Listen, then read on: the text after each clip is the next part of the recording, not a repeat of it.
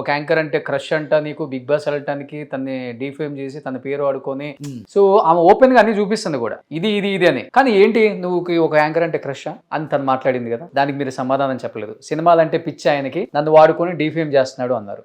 So overall గా చూస్తే big boss వెళ్ళడానికి ఇదంతా స్టోరీ అల్లినట్టే తను చూపించారు కదా మిమ్మల్ని.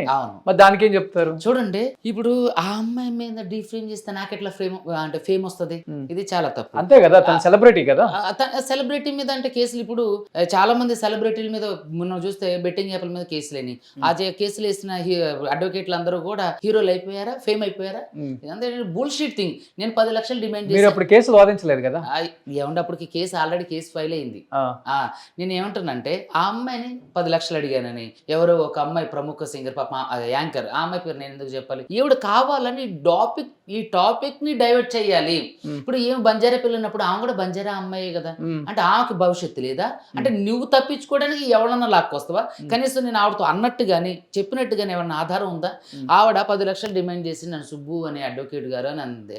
ఎక్కడ నేను 10 లక్షలు డిమాండ్ చేసి అసలు నీకు నా దగ్గర నుంచి ఆమెకు ఒక్కసారి కూడా ఒక ఫోన్ కాల్ కూడా వెళ్ళాలి.